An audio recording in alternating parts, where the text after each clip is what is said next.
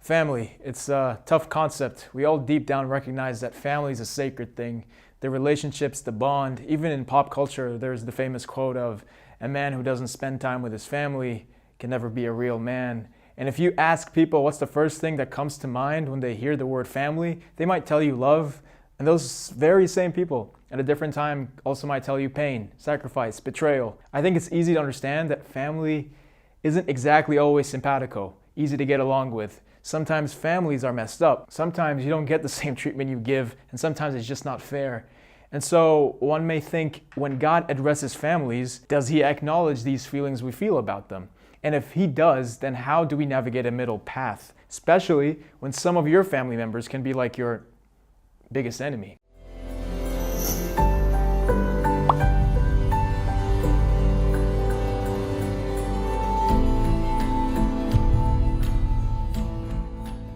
We all have our fair share of family issues. We love them, but man, sometimes it's just too much.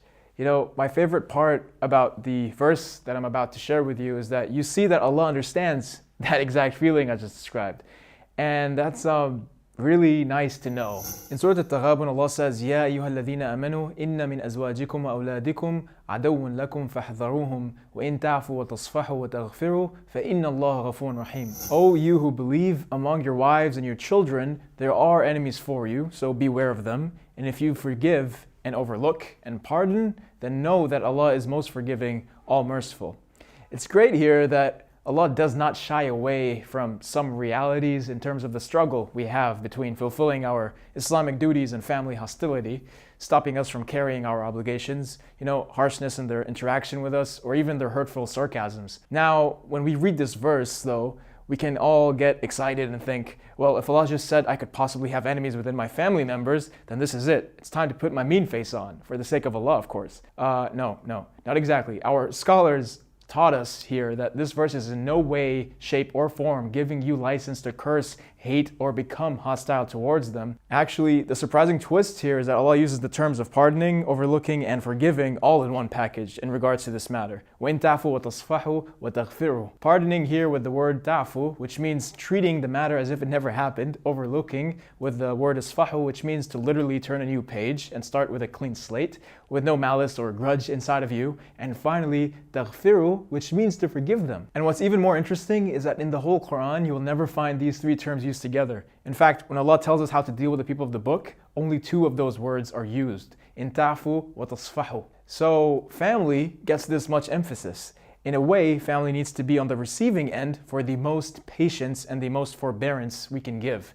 In a sense, family needs your A game. So that means they deserve the most excuses, they deserve our smiles, and that's even in the worst circumstances. It's like Allah knows this struggle really well. He knows the whole gist of how hard family dynamics can be, and that's pretty reassuring, right? So maybe not feel so awful about how often my emotions can fluctuate towards them, but rather put my focus on how to respond appropriately, patiently, and gently. And it's not always easy, but it's lovely to see how Allah helped set up the right frame for our mindset for these scenarios. And finally, Allah reminds you of His own great mercy and forgiveness to remind us every single time when we do have a family dilemma, we would have a choice to either act on our impulse or choose to have an inspired way of reacting, a moral character. And of course, given all that I just said, this only covers the matter in principle, how family relations should be viewed in a neutral state.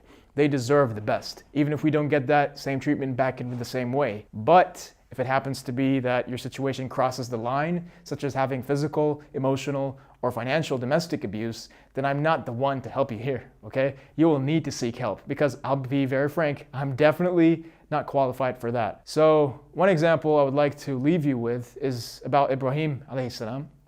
And one thing we learn from his story is that when we have the right mindset, when dealing with our parents, we can expect much of that same excellence or ihsan from our children and their children.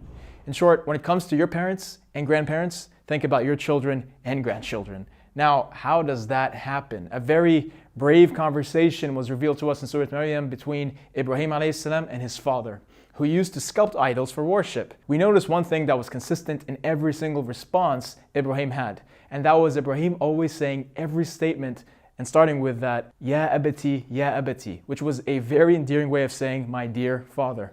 Overall, the feeling that sticks with you from Ibrahim is kindness, patience, and forbearance towards the actions and beliefs of his father, which were all coming from pure disbelief. So we don't see any trace of anger or hastiness to judge. They were all very sound responses, which addressed his father lovingly, sincerely, hoping for him to change his ways and head towards the right direction. And by the end of that passage, Ibrahim didn't exactly succeed in changing his father's ideas, but he did succeed in suppressing any hurtful emotions that showed to his father. So he stayed put, and dignifiedly so. Ibrahim was threatened to leave by his father and his people, and so it ended up with him leaving elsewhere, all by himself.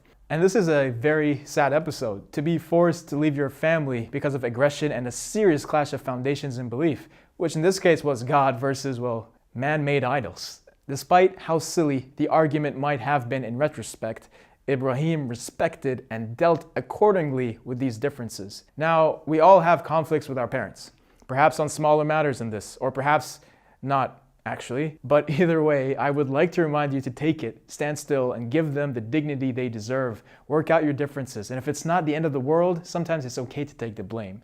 And if you have to take advice or give advice, then at least do it with compassion. Sometimes our parents deserve a little more, sometimes a lot more.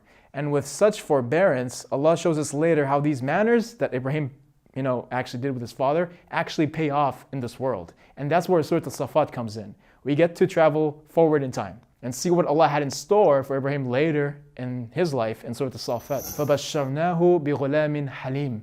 So we gave him the good news of a forbearing boy. Allah granted him Ismail alayhi salam. And not only that, but with the same quality which Ibrahim himself demonstrated countless times throughout his life, especially with his own father. He displayed forbearance.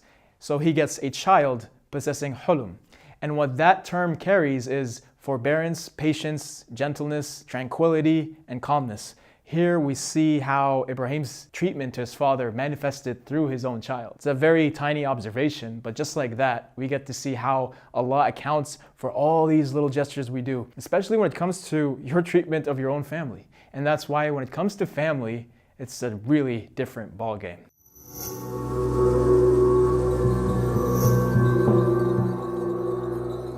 And of course, as always, I just want to remind you that this is not a tafsir, this is a reflection on the established meanings of the verses amongst our scholars. I'm not your neighborhood scholar or your teacher, I'm just some Muslim kid.